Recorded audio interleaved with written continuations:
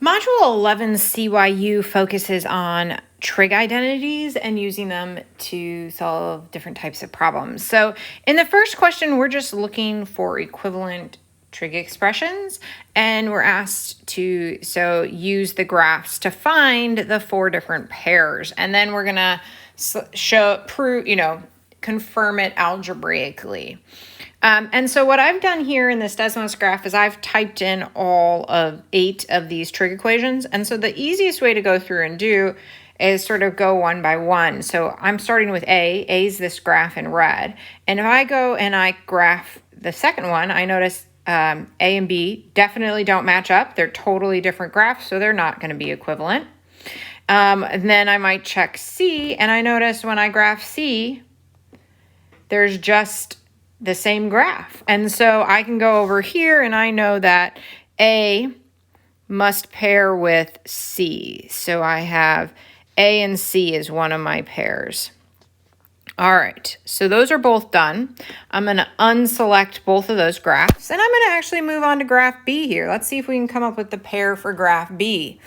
All right, so B, maybe it pairs with D here. And I notice, nope, I got another graph on this, so that's not going to be the graph. What about E's expression? Nope. And then I go and I graph F, and I notice, yep, another pair is going to be the graph of, and I'm going to put this down below here, B pairs with F. So we got B and F. I'm going to unselect them. And I'm just sort of going one by one. So D, let's try D. Does D match up with E? No. Already used F. So what about G? No. So then it must pair with H. So I have D paired with H, which means our last two pairs, and just to double check, would be E and G. And yep, the graphs match. So E equals G. Now, step 2 is then, so we used the graph to figure out which ones were equivalent. Our next step was then to go through and actually prove it algebraically. And you were only asked to prove one pair, but I'm going to go through and show you how all of them wind up algebraically being equivalent, just so you're aware, in case you used a different one. So let's start with A and C. So if I'm looking at 2 cosine squared x plus sine x plus 1, I know it equals negative 2 sine squared x plus sine x plus 3. I know those are equivalent. I've already shown that. I'm going to start, I think, on the left one here, part A. And part of why I'm going to start with this one is that I noticed that, we got a cosine here, whereas in this one, all of them are sines. So I'm going to actually replace that with a Pythagorean identity, the 1 minus sine squared x.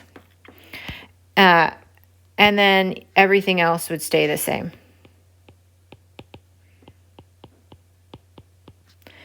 And if I distribute the 2 there, I'm going to get 2 minus 2 sine squared x plus sine x plus 1. My 2 here and my 1 here would combine to make 3. So I get negative 2 sine squared x plus sine x plus 3. And if I double check, that's exactly what I was looking for on the other side of my equation. That's a negative 2 sine squared x plus sine x plus 3. So notice the key here when I'm trying to show that one expression equals the other, I'm not moving sides of my equals. I'm merely doing the work to one expression to make it look like the other. So we could do a similar thing here with B and F. This one's going to involve a little bit of our double angle identity. So we want to show that sine of 2x cosine of x plus cosine of 2x sine of x equals sine of 3x. And this is a straightforward angle trig, the addition identity. And so the rule here is, the angle measures, we're going to end up adding them, 2x plus x. And then it actually ends up just being sine. And so that ends up being sine of 3x, which is exactly what we were looking for.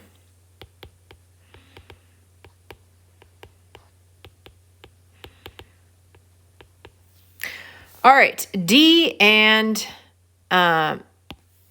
H. I'm going to scoot this one up a little bit just so I have a little more space. So we know that D equals H. D is 1 plus cosine of 2x all over 2. And H is just cosine squared of x. Now, when we're looking at our double angle identities, there's actually several different ways to deal with our identities equivalent to cosine of 2x. In this particular case, I'm going to want the version that involves the cosine squared and not sine, because sine doesn't wind up in my final answer. So that whole cosine of 2x is going to get replaced with 2 cosine squared x minus 1. And that's just the double angle identity for cosine of 2x. And I'm going to do a little bit of simplifying on this numerator here. So I have 1 minus 1, which is 0. So I'm left with 2 cosine squared x all over 2. And my 2's reduce out to 1. And so I'm left with cosine squared x, which is exactly what I was looking for. So far, they've been pretty much like one identity. We're good to go. And now we're on to the last one. And this one's actually probably the most complicated one. It's basically showing that secant x minus 1 is equal to, or over 1 minus cosine of x, does simplify down to just secant of x. So we're going to take a sort of page out of our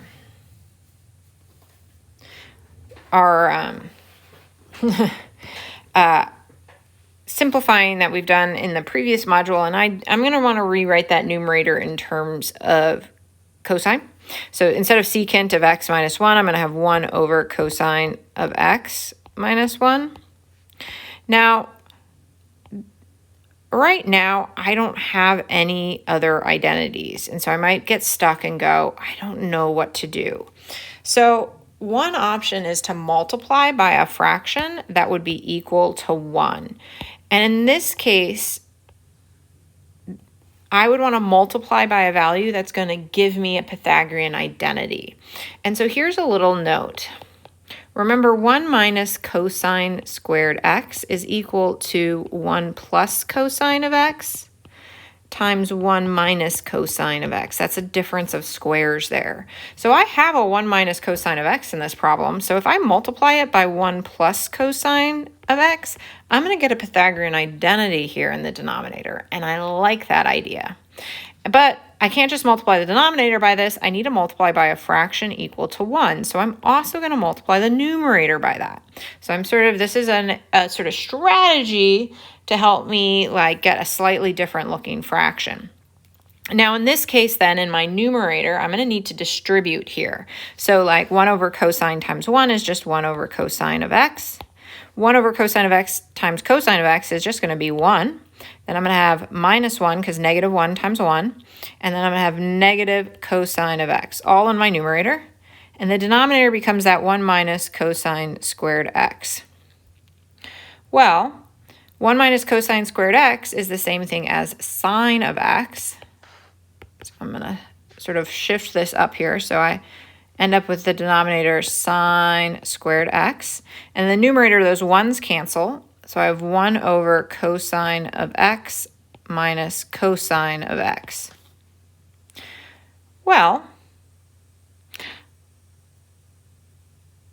I need to, the next step is I don't like fractions within fractions.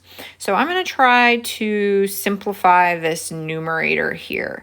And to do that, I'm going to give this a common denominator. So I'm going to times it by cosine of x over cosine of x, which means in this sort of fraction up top, I'm going to have 1 minus cosine of x minus cosine squared x all over cosine of x. And this is still all over sine squared x. I told you this last one was the most complicated. All right, in the numerator here, I get 1 minus cosine squared. The denominator, I have cosine of x. Let's just keep in mind that's all times the reciprocal of sine squared x. You might be going, why is she doing that? Well, what is 1 minus cosine squared x? It's the same thing as sine squared x. And if I look here, I'm going to be able to reduce that to just 1 over cosine of x, which is equal to secant of x, which is what we were looking for. So, yay, we figured it out. Which is helpful. And so those would be all the sort of, so yes, these are the equivalent ones, but then also how you could have justified them algebraically. The next few problems, we're just going to go through and do some simplifying. Obviously, these are going to use some identities that might be a little more complicated than the ones that you have seen previously. We're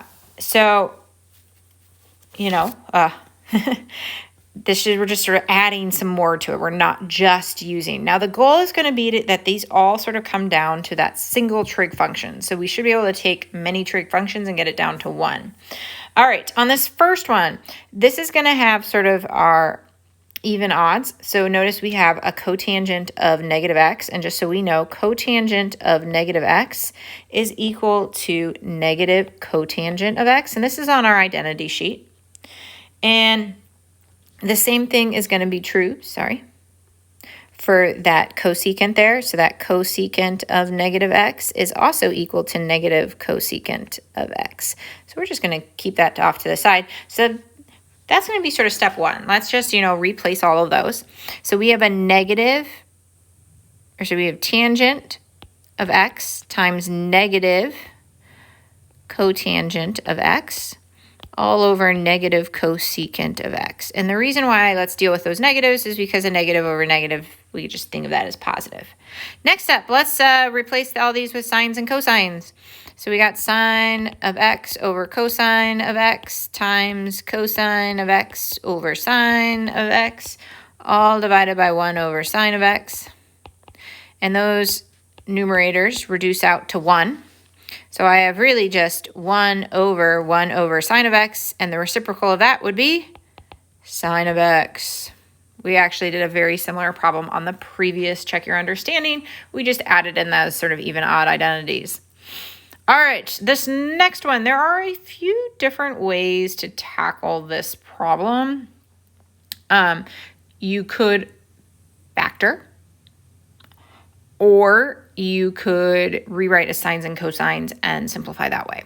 I'm going to do the second way, and then maybe show you the factor way also. So secant, remember, is 1 over cosine of x. And so I have 1 over cosine of x, 1 over cosine of x times sine squared of x. And so if you think about this, I have a common denominator going on here. So I really have 1 minus sine squared x all over cosine of x. Well, 1 minus sine squared x is a rewritten version of our Pythagorean identity. It is equal to cosine squared x. And so I'm going to replace that numerator with cosine squared x. A good way to think of cosine squared x is you really have cosine of x times cosine of x. And so within this, I have a fraction equal to 1 right here. And so those would reduce out, and I'm left with just cosine of x. The other option would have been to factor out that secant of x, and you would have had the 1 minus sine squared x from the beginning, and you could have replaced that with cosine squared x, and then it would have followed the similar pattern to the previous problem. Both ways work. You both would have ended up with cosine of x either way you looked at it. All right, next problem on the list. We're going to go back to those fractions. We're going to use some similar skills we used on number 1 with that pesky E and G pairing.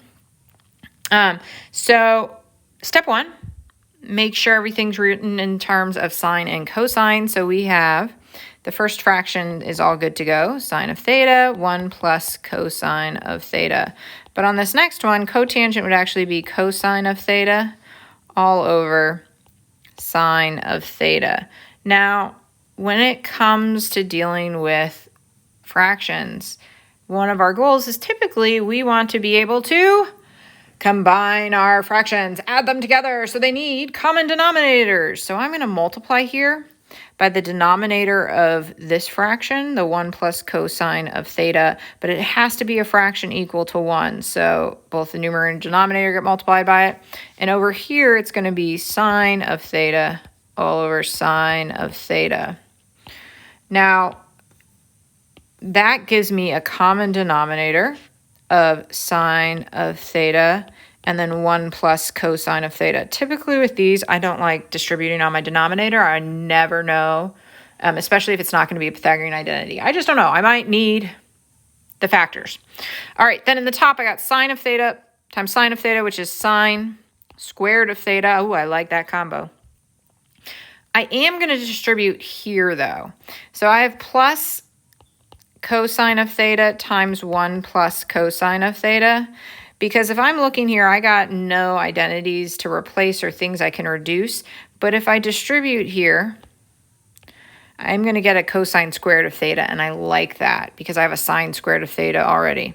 So I have sine squared of theta plus cosine squared theta plus cosine of theta all over that whole denominator.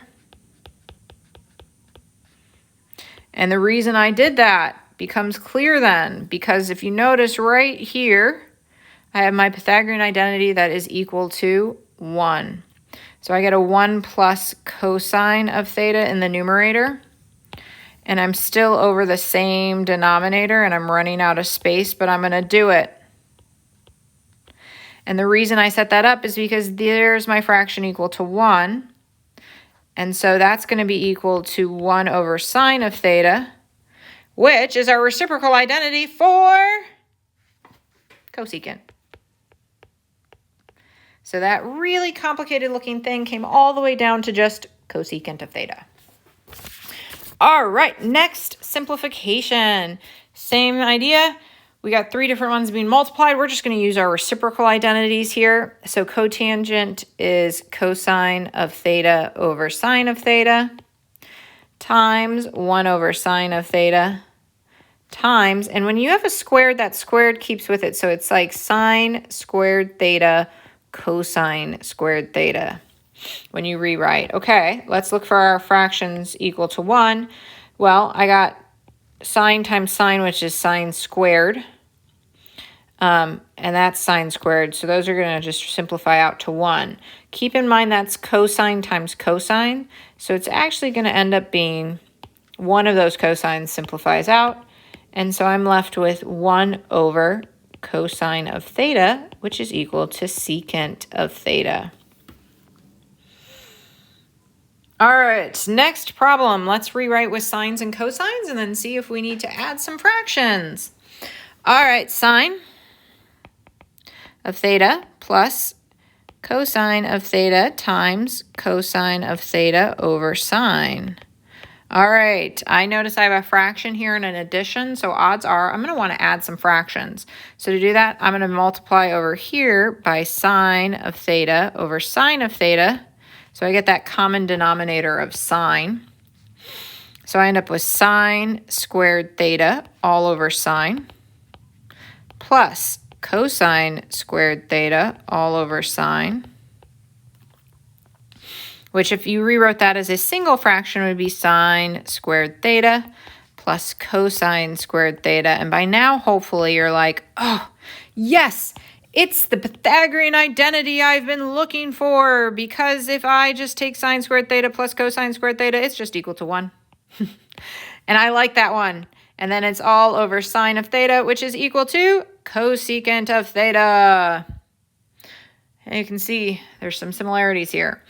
All right, the last one of the simplifications. I take a look at that, and on the surface, I think maybe I have a double angle identity there, but I don't, because it's plus. So I need to figure out a different way. In fact, this is actually a Pythagorean identity, because 1 plus tangent squared x equals secant squared x. So I'm going to be replacing that not with a double angle, but with secant. So I have 2 tangent of x all over secant squared x. Now, let's rewrite with sines and cosines. So I have, and let's keep in mind this 2 is not like the squared. That's 2 sine x over cosine x. It's not 2 over 2. That would reduce to 1. And then secant squared would be 1 over cosine squared x, like that. All right, let's rewrite our division as some multiplication. So I have 2 sine of x over cosine of x times cosine squared of x, which would be the same thing as cosine of x times cosine of x. And I sometimes like to rewrite that on the simplifying problems so that I can see, okay, one of those cosines is reducing to 1. And so I'm really left with 2 sine x cosine x, which is a double angle identity. So it was a double angle identity, just not the tangent one I thought it was. It's actually sine. And this is one where, you just got to sort of learn to recognize some of these. And so, yes, it is still a single trig function. It just has a double angle built within there.